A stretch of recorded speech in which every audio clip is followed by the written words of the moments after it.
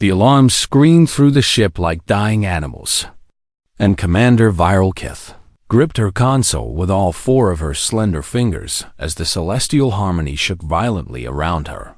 "Engine failure in sectors 3 and 4, shouted Tavalin, the chief engineer, her forearms dancing across multiple screens at once. "We are losing power across all primary systems." Viralkith's translucent skin flickered with bands of deep purple, the color of fear among her people. But she forced her voice to remain steady as she spoke to her crew. "Find us a landing site," she commanded. Anywhere within range. The navigation officer, a small furry creature named Bryn, who belonged to the Makari species, pulled up the star charts with trembling paws and let out a sound of pure terror. "Commander, the only planet within emergency range is Kethros 9.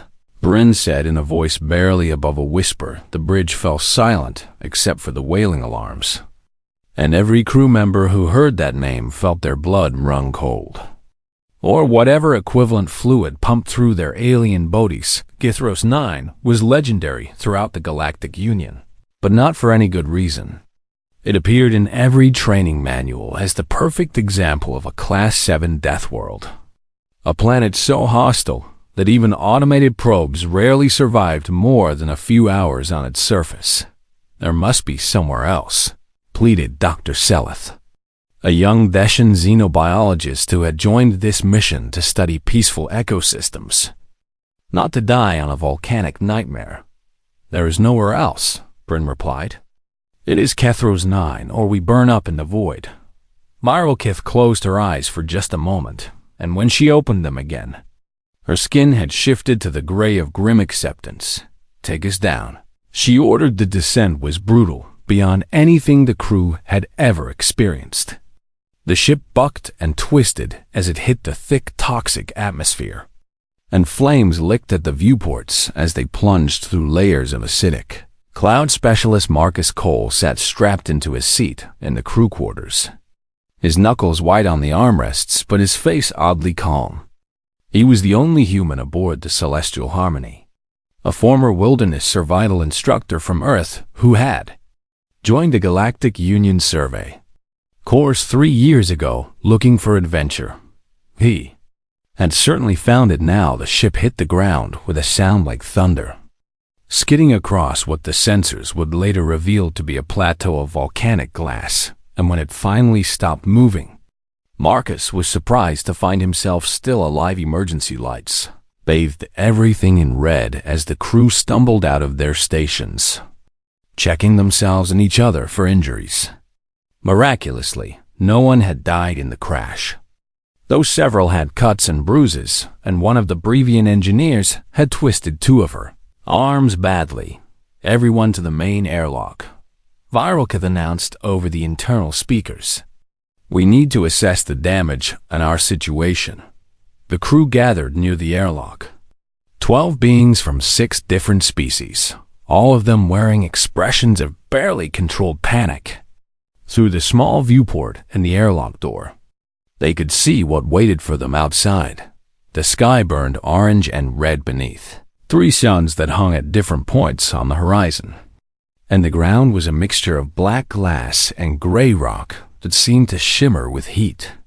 In the distance, massive geysers shot columns of steam hundreds of meters into the air, and beyond them rose a jungle of twisted plants and colors that nature should never have created. Something screamed from that jungle, a sound so loud and so full of rage that several crew members stepped back from the door. "The atmosphere contains high levels of sulfur dioxide and carbon monoxide," Bryn reported, reading from a handheld scanner. "It is technically breathable for most species, but will cause respiratory distress within hours of exposure." "What about the temperature?" asked Tavalin. "Surface temperature is currently 47 degrees by the standard scale, but it fluctuates wildly depending on volcanic activity. Ground temperature near the thermal vents exceeds 200 degrees. "And the wildlife?" Dr. Seleth asked, though her voice suggested she did not really want to know the answer. "Unknown," Bryn admitted. "The Galactic Union has Limited data on Kethros 9 because survey teams keep dying before they can complete their reports. This information did not comfort anyone. Tovalin ran her scans on the ship itself and delivered the news that no one wanted to hear. The engines are badly damaged, she said. I can repair them, but it will take at least 30 cycles, maybe more. We are stranded here. 30 cycles on a death world. The words hung in the air like a death sentence, and several crew members began to weep or pray to whatever gods their species believed. In Commander Viralkith tried to think of something to say, some words of encouragement or hope, but nothing came to her. She was a good commander, experienced in navigation and diplomacy and crew management, but nothing in her training had prepared her for this. Then the airlock door opened. Everyone spun around in shock to see Marcus Cole stepping outside onto the volcanic glass, wearing nothing but his standard uniform and a pair of boots. He had not even bothered to grab a breathing mask. What are you doing? Viralkith shouted. Get back inside immediately. Marcus did not listen. He walked a few meters from the ship and stood there, looking around at the hellish landscape with an expression that the crew could not understand at all. He was not afraid. He took a deep breath of the sulphurous air and coughed a little, then nodded to himself as if confirming something.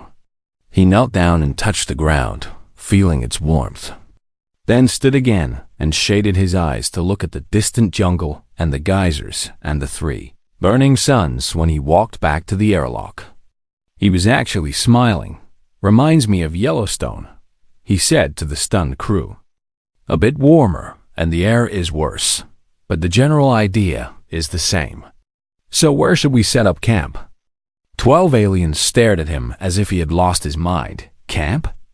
Viralkith repeated, her skin flashing through several colors that indicated confusion and disbelief.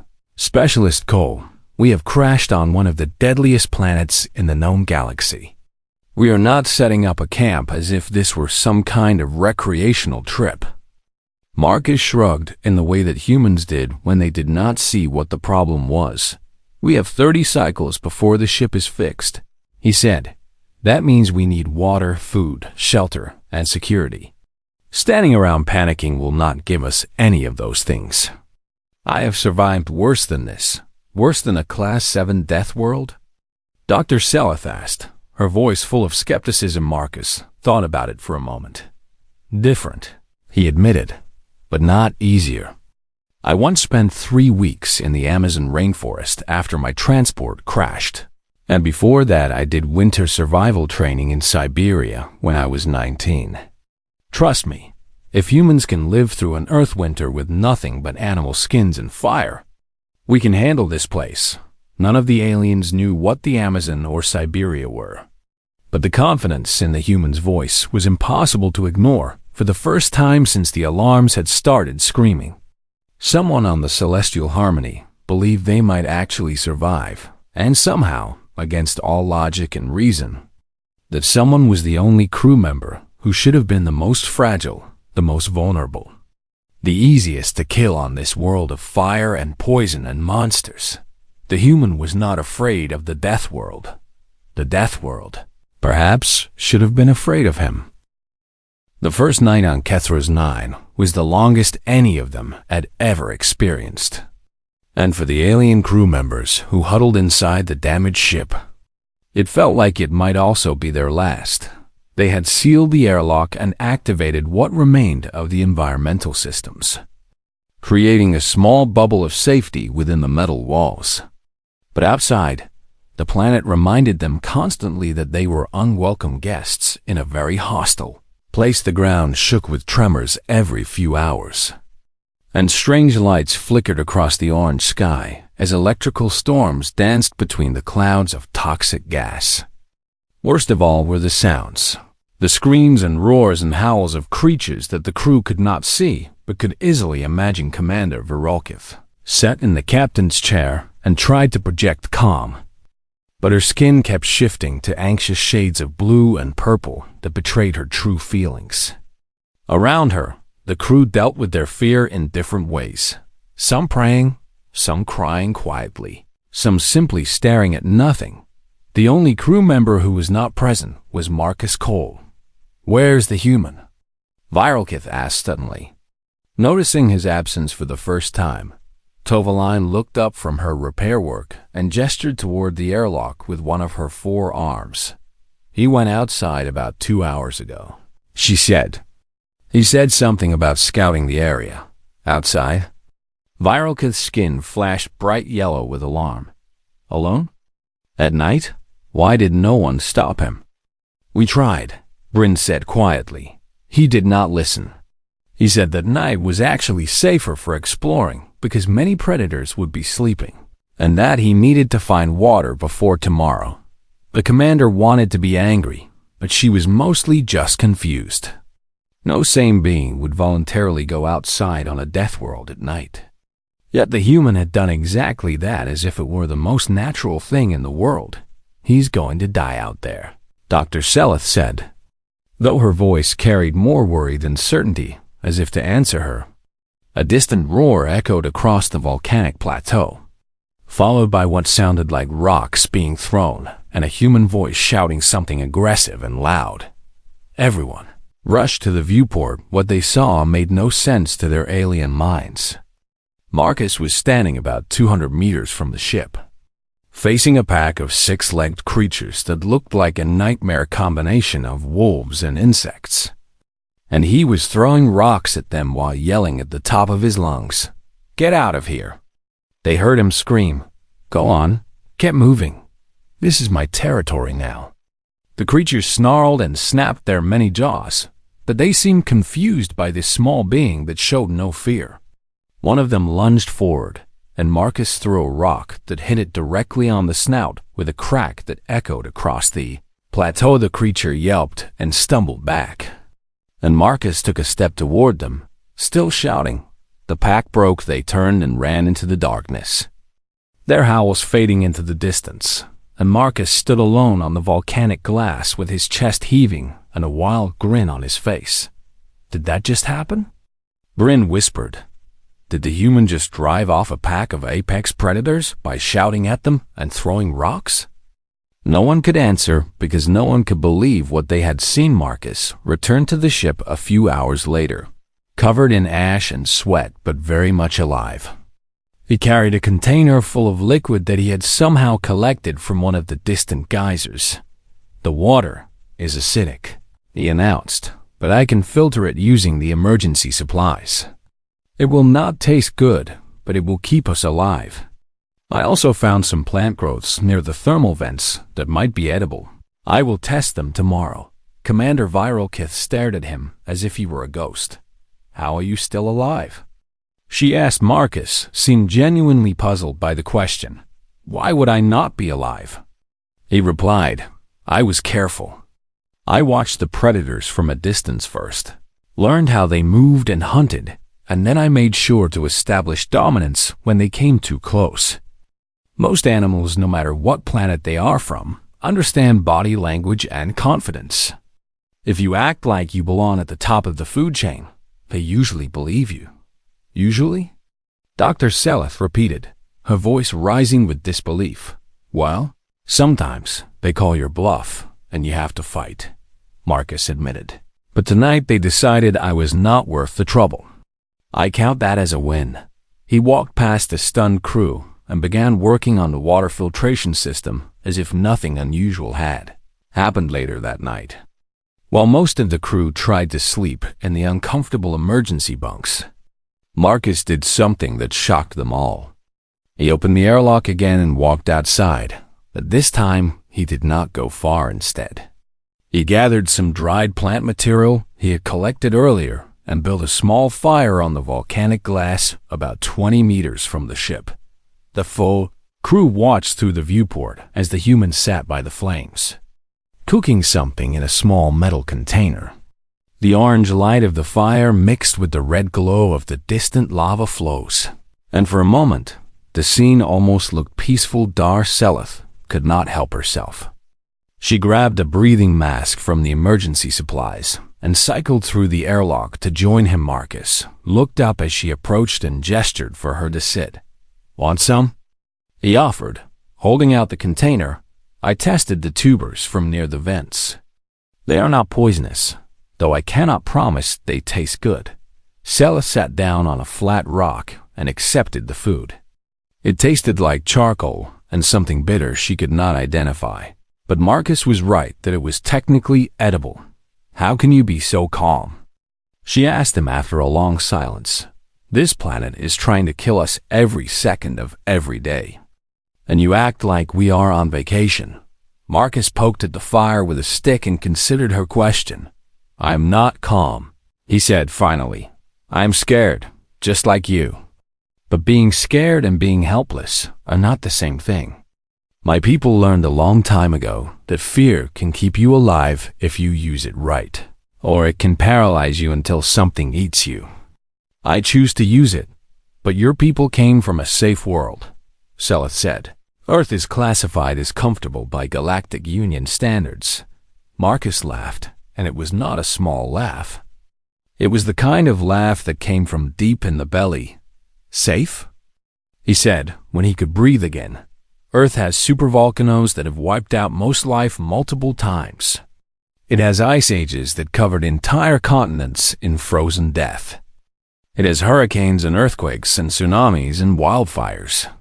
It has predators that would hunt our ancestors for food and diseases that killed millions. Our atmosphere is so thin that our own sun can give us cancer if we stand outside too long."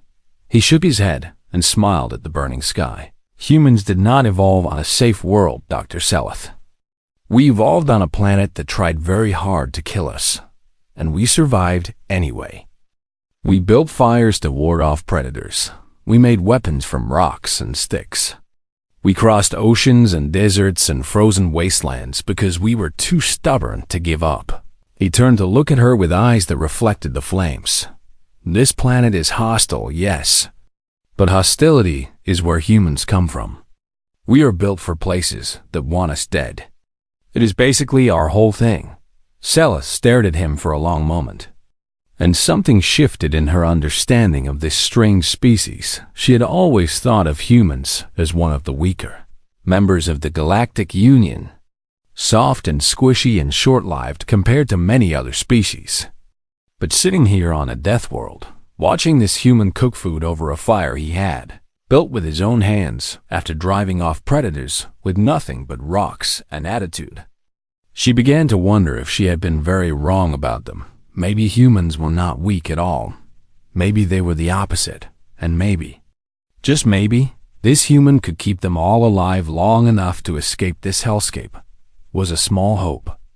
But on Kethros 9, small hopes were better than none. By the 10th cycle on Kethros 9, something remarkable had happened. The crew of the Celestial Harmony was not just surviving, they were adapting. And they owed it all to the human who refused to let them give up. Marcus had taken on a role that no one had officially given him, but that everyone had come to accept. He was their survival leader, their teacher, their guide through this nightmare world, and under his direction, they had transformed from helpless victims into something that almost resembled a functional colony. The camp had grown beyond anyone's expectations. Marcus had organized the crew into teams, each with specific jobs that matched their species' natural abilities. And the results spoke for themselves. Bryn and the other Makari, with their excellent night vision and sensitive hearing, served as scouts and early warning systems. They patrolled the perimeter of the camp during the dark hours, listening for approaching predators and watching for signs of geological activity and the Brevian. Engineers used their forearms and technical skills to construct shelters from salvaged hull plating and local stone. They had built 3 solid structures that could withstand the planet's frequent tremors and provided shade from the brutal heat of the 3 suns. Dr. Seleth and the science team analyzed every plant and animal they encountered, slowly building a database of what was edible, what was dangerous, and what might be useful. They had already identified 17 species of plants that could be processed for food and 3 mineral deposits that contained elements needed for the ship repairs. Commander Viralkith still held her official rank, but she had learned to defer to Marcus on all matters of survival. It was not easy for her, letting go of control to someone who had been just a specialist on her crew. But she could not argue with results. Water collection is up 20% since we installed the new condensers, she reported during one of their daily briefings. Reading from her datapad, food stores are sufficient for another 15 cycles at current rationing levels, and the perimeter has not been breached in 4 days. Good, Marcus said, but we cannot get comfortable. This planet will test us again, and we need to be ready. He was right, of course. Kethro's 9 seemed to take personal offense at their continued survival and threw new challenges at them almost every day. First came the insects. A swarm of parasitic flying creatures descended on the camp without warning. Millions of tiny buzzing horrors that tried to burrow into any exposed flesh they could find. The alien crew members panicked, running and screaming as the insects crawled over them. Marcus did not panic. He ran to the fire pit and grabbed handfuls of the damp plant material he'd been saving for exactly this purpose, throwing it onto the flames and creating thick clouds of acrid smoke. Everyone to the smoke, he shouted. The smoke drives them away. The crew gathered around the fire, coughing and choking but safe, as the insects retreated from the foul-smelling clouds. Within an hour, the swarm had moved on, and Marcus spent the rest of the day teaching everyone how to build personal smokers they could carry with them. Then came the flood. Sudden eruption in a nearby volcano sent a river of boiling mud flowing toward the camp, a wall of steaming death that would cook anything it touched. The alien crew saw it coming and froze in terror, certain that this was the end, but Marcus had already prepared for this. In the first few days after the crash, he had noticed the subtle channels in the landscape and had organized the crew to dig drainage trenches around the camp, wide ditches that would redirect any liquid away from their shelters. The mud came, and the mud split around them, flowing harmlessly into the trenches and away down the slope. The crew stood in the center of their camp, untouched, and stared at Marcus with something approaching religious awe. How did you know? Commander Viralkith asked. How did you know the mud would come? Marcus shrugged. I did not know for certain, he admitted, but I looked at the terrain and saw that liquid had flowed through here before. When you survive in the wilderness, you learn to read the land and prepare for what it might do, not just what it is doing now. The biggest test came on the 12th cycle. When a territorial megafauna decided that the camp was in its territory, it was massive. Easily 4 meters tall at the shoulder, with armor plating like stone and tusks that could impale a shuttlecraft. It circled the camp for 2 days, roaring challenges and tearing up the ground with its clawed feet. Clearly trying to intimidate the intruders into leaving, the crew wanted to hide in the ship until it went away. But Marcus knew that would only delay the problem. If they showed weakness, the creature would attack, and their defenses would not hold against something that large. We need to drive it off, he announced. Permanently. How? Tavalin asked. That thing could crush us without even noticing. We do not need to crush it, Marcus said. We just need to convince it that attacking us is not worth the trouble. In nature, most predators avoid fights they might lose because even a small injury can mean death. We need to make ourselves look too dangerous to attack. He organized the crew into teams and armed them with improvised spears made from hull plating and sharpened stones. He built torches and prepared containers of the foul-smelling smoke mixture that Zint had driven off the insects when the megafauna charged on the 3rd night. It found not helpless prey, but a wall of fire and screaming aliens who jabbed at its face with sharp metal and filled its sensitive nose with choking smoke. The creature roared in confusion and pain as a spear tip scratched its eye and smoke burned its lungs. It had expected easy food, not resistance, and it did not know how to handle this new situation. Marcus led the counterattack, running forward with a torch in one hand and a spear in the other, screaming at the top of his lungs in a voice that had no words, only pure aggressive defiance. The megafauna backed away. It was too big to be truly hurt by their weapons, but it did not know that. All it knew was that these small creatures were not afraid, and that they would fight, and that fighting them might cost it something. With a final bellow of frustration, the creature turned and lumbered away into the darkness. And it did not come back. The crew cheered and celebrated. And for the first time since the crash, there was genuine joy in the camp. They had faced the worst this planet could throw at them, and they had won. "How do you do it?" T-Salith asked Marcus later, as they sat by the fire and watched the alien stars wheel overhead. "How do you always know what to do?" Marcus was quiet for a long moment before answering. "I do not always know what to do," he said.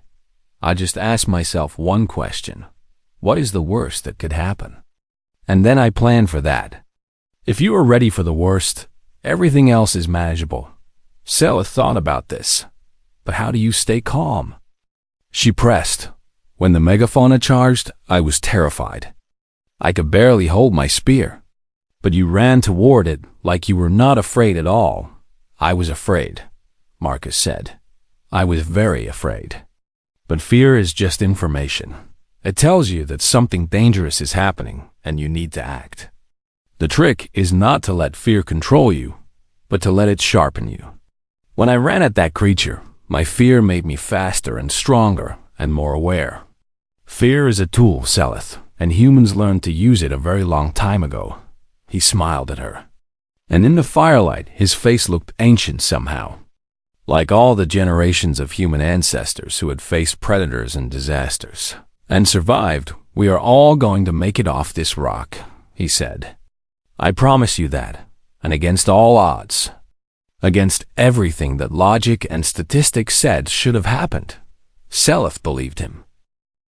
The 20th cycle began like any other, with the crew going about their survival routines under the orange sky and the watchful gaze of 3 burning suns. No one suspected that this would be the day when Kethros 9 would finally show them what a true death world could do. First warning was a deep rumble from beneath the ground, different from the usual tremors that had become background noise over the past weeks. This sound was deeper, more powerful, and it did not stop. Marcus looked up from the water filtration system he was repairing and felt a chill run down his spine despite the oppressive heat. "Everyone get to the ship," he said quietly. Now, his tone made the crew move without question. They had learned to trust his instincts, and when Marcus was worried, everyone should be worried. They had barely made it inside when the world exploded. A chain of eruptions rippled across the plateau. Volcanoes that had been dormant since their arrival suddenly vomiting fire and ash into the sky. The ground split open in a dozen places, and rivers of molten lava began flowing across the landscape like the fingers of some angry god. The celestial harmony rocked on its landing struts as shock waves battered its hull. And through the viewports, the crew watched in horror as their carefully constructed camp was swallowed by flame and liquid rock. "Our shelters," Tovalin whispered. "Our supplies." Everything they had built over 20 cycles was gone in minutes. The drainage trenches, the defensive perimeter, the food stores, the water collectors, all of it consumed by the planet's fury. But that was not the worst part. When the eruptions finally subsided enough for them to take stock, they discovered that a massive lava flow had cut directly between their position and the ship's main section. The celestial harmony had broken apart during the cataclysm, and the engine section, where Tavalin had been making repairs, was now separated from them by 200 meters of cooling, but still deadly molten rock. "No," Tovalin said, her voice cracking. No, my repairs. The replacement parts. Everything we need to fly is over there. 2 crew members had been caught outside when the eruptions began. A young Makari named Set, who had been on scout duty, and a Theshan engineer named Varl, who had been checking the perimeter sensors. They found Set huddled behind a boulder, badly burned on his legs but alive. Varl was not so lucky, and they found him trapped under a fallen rock formation with his arm. Crushed beyond saving Dr. Seleth did what she could with their remaining medical supplies. But the injuries were severe. Both would survive, but neither could walk, and they would need constant care. Crew gathered in what remained of the ship's central section and tried to assess their situation. It was grim beyond words. They had lost most of their food and water supplies. They had lost the equipment they needed to repair the ship. They had 2 critically injured crew members, and they were now separated from any chance of escape by a field of lava that would take days or weeks to cool enough to cross safely, Commander. Viralkith's skin had gone completely gray, the color of despair, and she could not seem to find any words to say to her crew. Everyone looked at Marcus. For the first time since they had crashed on this nightmare planet, the human did not have an answer ready. He sat by the emergency viewport and stared out at the devastation, and his face showed something the crew had never seen on him before. Doubt hours passed. The crew tried to sleep, but could not.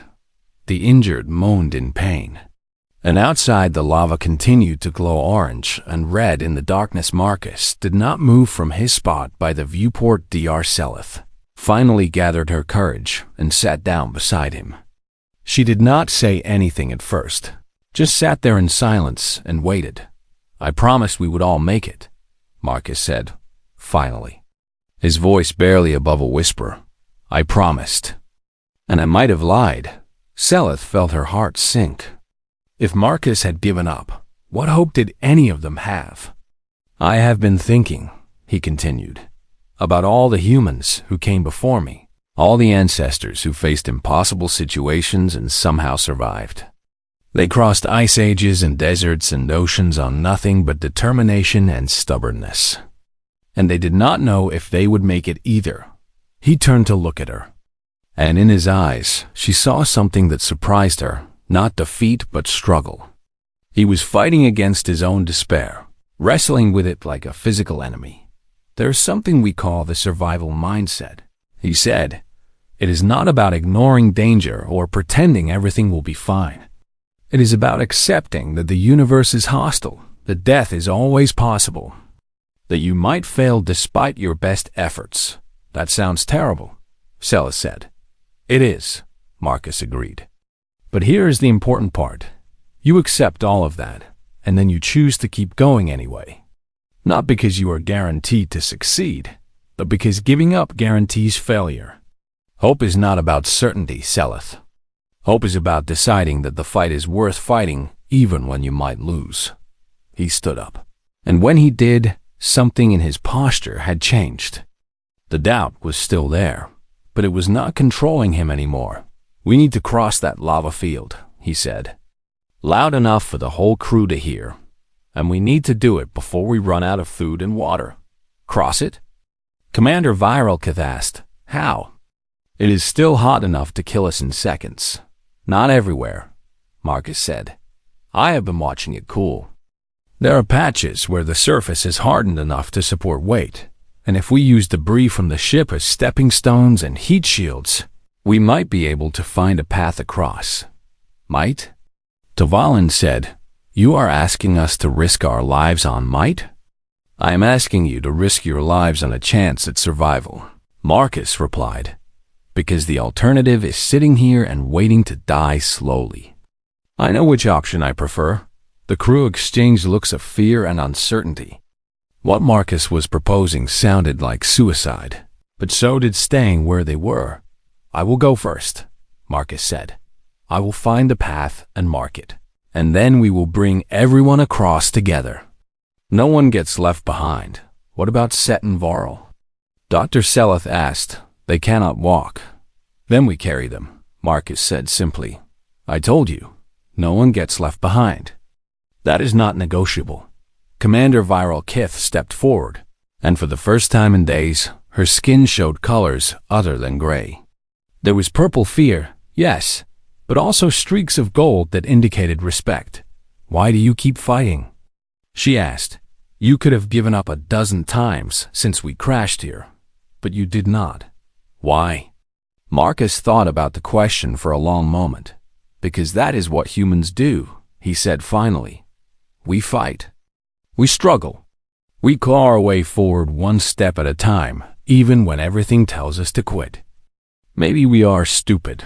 Maybe we are stubborn. Maybe we are just too angry at the universe to let it win. But giving up has never been in our nature, and I'm not going to let it start now." He looked around at the crew, at the aliens who had become something like family to him over these brutal cycles. "We are getting off this rock," he said. "Every single one of us. The planet does not get to decide when we die. We do. And I choose not today." It was not a guarantee. It was not even a plan really, just raw defiance in the face of impossible odds. But somehow, impossibly, it was enough. One by one, the crew stood up and began preparing for the crossing, gathering supplies and checking equipment and helping the injured get ready to move. They were still terrified. They still doubted. They still knew they might die, but they were not giving up, because if the human refused to surrender, then so would they. The crossing of the lava field would become legendary in the annals of Galactic Union history, a story told and retold until it became almost myth. But for the 12 beings who lived it, it was simply the longest and most terrifying hours of their lives. Marcus went first, as he had promised, carrying a long pole made from hull plating that he used to test the ground ahead of each step. Behind him came the rest of the crew in a single file line, each one placing their feet exactly where the person ahead had stepped. The heat was almost unbearable.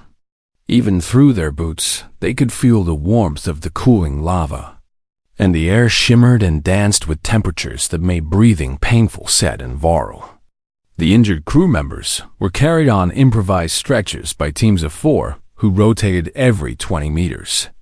Their weight made the crossing even more dangerous, as each step had to support not just one body but several. Twice the surface cracked beneath them. The first time, Marcus barely managed to leap to safety. The second time, a Brevian engineer named Korath fell through up to her waist and had to be pulled out by her companions. Her lower arms badly burned, but they did not stop. They could not stop. To stop was to die. Marcus led them through the Hellscape with a focus that seemed almost supernatural, finding paths where none should have existed, navigating by some instinct that the aliens could not understand but had learned to trust. When they finally reached the other side, when their feet touched solid rock that was not trying to melt through their boots, the crew collapsed in exhaustion and relief. Some wept, some laughed, some simply lay on the ground and breathed. They had made it. The engine section of the Celestial Harmony was damaged but intact, and Tovalin immediately got to work assessing what could be salvaged. To everyone's amazement, most of her repairs had survived the cataclysm, protected by the heavy shielding she had installed around the critical components. "I can get us flying," she announced after 2 hours of frantic work. "The ship will not be pretty, and it will not be comfortable, but it will fly." It took another 6 cycles to complete the repairs and prepare for launch.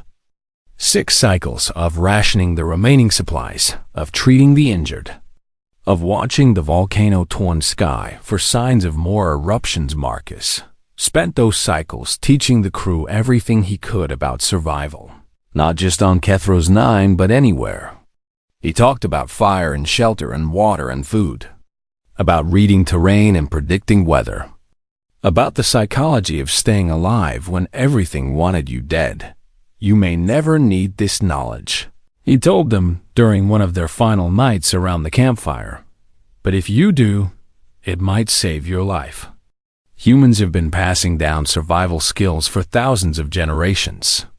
And now I am passing them to you, on the 28th cycle since the crash. The modified remnants of the celestial harmony lifted off from Kethra's 9 surface with a roar that drowned out even the distant volcanoes. The crew cheered as the hellscape fell away beneath them, as the orange sky gave way to the black of space. As the 3 burning suns shrank to distant points of light, they had done it. They had survived a Class 7 death world for nearly a full month. And they had done it without losing a single crew member as the ship reached orbit. Their communication systems crackled to life with an incoming signal. A Galactic Union rescue vessel had been searching for them for weeks and had finally picked up their distress beacon, Celestial Harmony. "This is the rescue vessel Bright Promise," the signal said. "We have you on our sensors. Please confirm your status." Commander Viralkith activated the communications array with hands that trembled with emotion. "Bright Promise. This is Commander Viralkith of the Celestial Harmony," she said. "We have 12 crew members aboard, all alive." Repeat, all crew members accounted for and alive. There was a long pause on the other end of the signal. "Celestial Harmony. Please confirm," the rescue vessel said.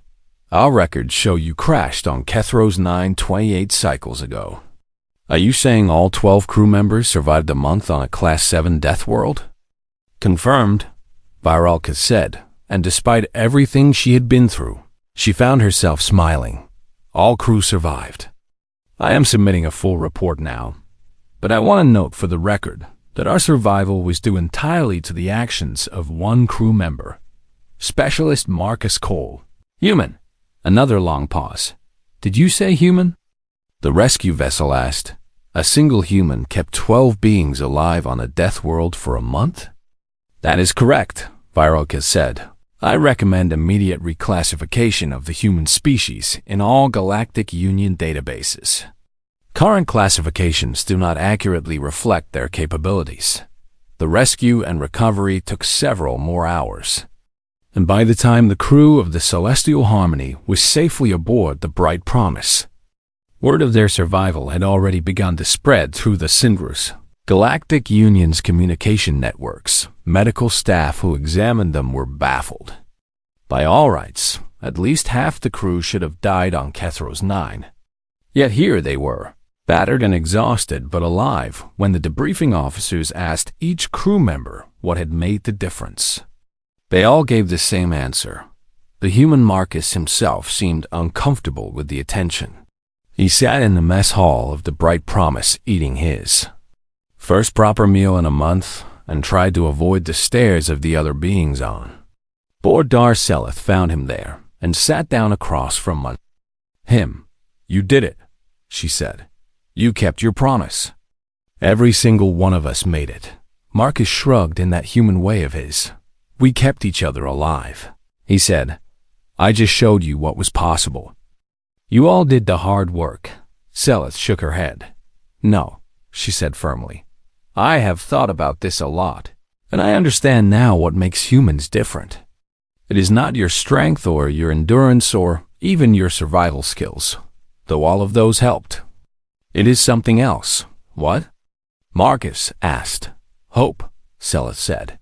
"Even when things were at their worst, even when the lava was flowing and we had lost everything, you still believed we could survive.